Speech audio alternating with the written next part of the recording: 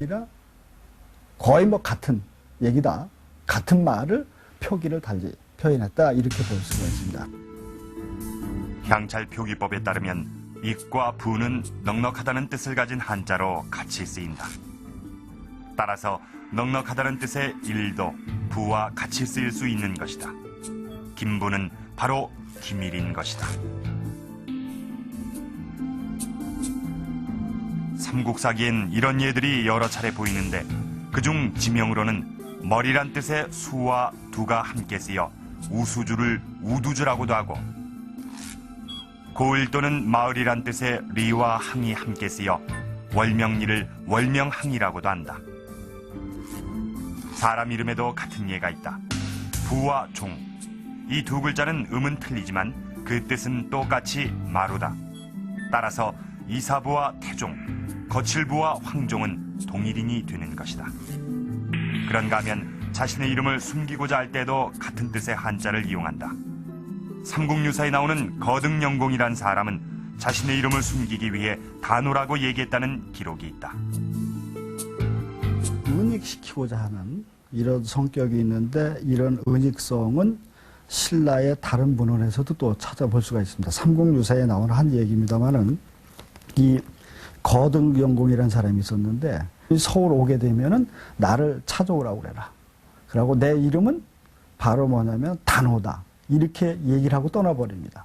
그랬을 때 이제 그 토호가 서울에 와서 이걸 갖고 찾죠. 찾다 못 찾았는데 노인이 그 얘기를 듣더니 그건 내가 해결해 주겠다. 이렇게 하더니 그게 바로 누구냐면은 거등영공이다. 이렇게 얘기를 합니다. 그래서 그걸 이제 풀어주는 얘기가 단호는 세속에서 얘기하는 5월 5일 수련날이다. 그리고 바로 거등영공의 거가 수레아니다. 그래서 직접 이야기하지 않고 은닉시키면서 돌려서 자기를 대는 이런 측면을 갖고 생각한다면 금부리에서 그 부자를 쓴 게 결국은 김일의 일자하고 상당히 연관성을 갖고 있지 않겠나. 이렇게 갑돈리 5층 석탑에 새겨져 있는 김부라는 이름은 마이태자 김일의 또 다른 이름으로 볼 수 있다.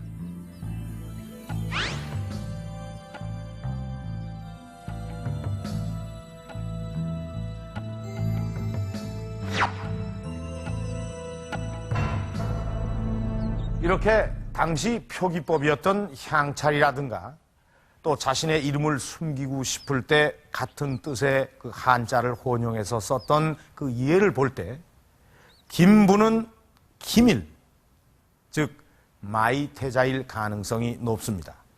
그러니까 마이태자와 인제는 관련이 있는 겁니다. 그렇다면 마이태자는 왜 인제에 머물렀던 걸까요? 우리는 여기서 이 마이태자에 관한 기록이 남아있는 삼국사기를 다시 한번 살펴볼 필요가 있습니다. 이 기록을 보면 마이태자는 개골산으로 들어갔다고 했습니다. 이 지도를 한번 보시죠. 자, 개골산은 흔히 우리가 알고 있는 금강산, 그리고 마이태자의 유적이 남아있는 이 인제는 금강산에서 그리 멀지 않은 곳입니다. 금강산, 경주, 인제, 이 세 지역은 어떤 관련이 있는 걸까요?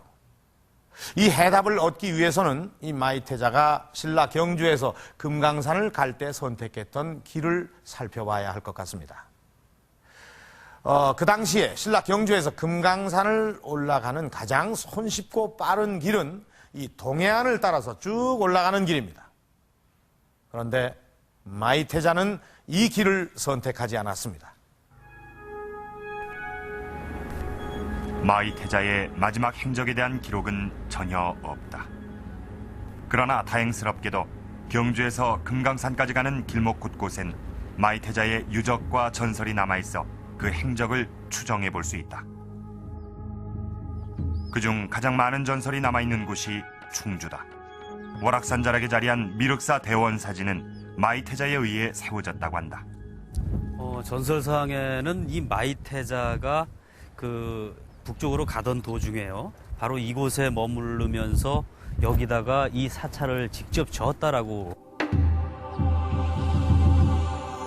미륵사 대원사지와 마주보는 위치에 또 하나의 절이 있다. 바로 덕주사. 마이태자의 동생인 덕주공주가 창건했다는 절이다. 특히 이곳엔 덕주공주가 조성했다는 마애불이 전해지고 있다. 마이태자의 동생인 덕주공주가 덕주사를 창건을 하고 그리고 상덕주사에다가 저 덕주사 마애불이라고 하는 것을 덕주공주가 직접 조성을 했다, 이런 전설이 있는 거죠. 그래 이 마애불이 바라보고 있는, 덕주산 마애불이 바라보고 있는 그 방향은 남쪽이고 지금 미륵 대원사지에서 바라보고 있는 그 미륵의 방향은 북향이고, 이렇게 하다 보니까 두 불상이 서로 그 마주보고 있다. 그 서로 그 남매와 그 남매 간에 어떤 그 눈길을 주고받고 있다. 충주에 이어 원주, 그리고 양평에도 마이태자의 전설이 남아있다. 양평의 유명 사찰인 용문사. 그런데 이곳엔 불상이나 사찰 건축물보다 더 많은 사람들의 시선을 모으는 것이 있다.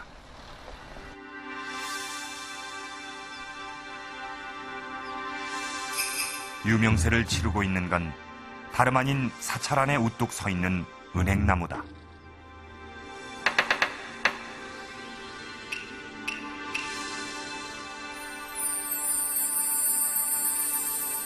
수백 년 동안 이 자리를 지키고 있었다는 은행나무의 유래에 마이태자의 전설이 있다.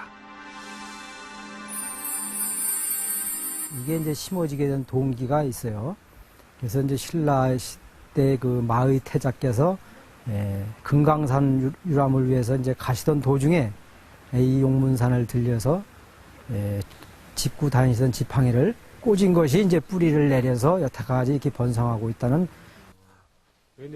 인제로 넘어가기 위한 마지막 관문인 홍천에도 마이태자의 전설이 남아있다. 한 500m 직선으로 올라가면은 거기 기왕동이라는 데가 있어요. 근데 기왕동은 이제 왕이 지내갔다 그래서 기왕동이고, 거기서 그 조금 올라가면은 큰 턱골이라는 데는 큰 절이 있었고 절턱계라는 데는 암자가 있었죠. 거기서 서쪽으로 고개를 하나 넘어가면은 왕터라는데 글로 왕이 가서 거기 가서 머물러 갔다고 그런 전설이 있죠. 지왕동과 왕터는 바로 홍천에서 인제로 들어가는 길목이다. 그렇다면 이제 마이태자 전설이 있는 지역들과 신라의 교통로를 접목시킨다면 마이태자의 행적을 추정해 볼 수 있지 않을까.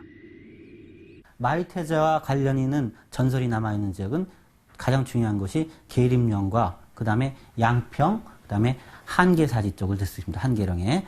그럼 결국은 마이태자가 동해안 교통로를 사용하지 않고 내륙 지방에서 돌아갔다는 얘기입니다. 그렇게 됐을 때 당시의 그 교통로와 지형적인 조건을 봤을 때 경주에서 일단 계림령까지 이른 다음에 이 계림령에서 충주를 거쳐서 수로로 양평 지역에 이른 것 같습니다. 그리고 양평에서 다시 홍천을 거쳐서 인제로 간 것으로 생각됩니다. 이렇게 마이태자는 동해안 길을 두고 내륙의 산길을 선택한 것이다. 그런데 마이태자가 간 길에는 몇 가지 특징이 있다. 충주와 원주는 통일신라 시대 각각 중원경과 북원경으로 불리던 신라 제2의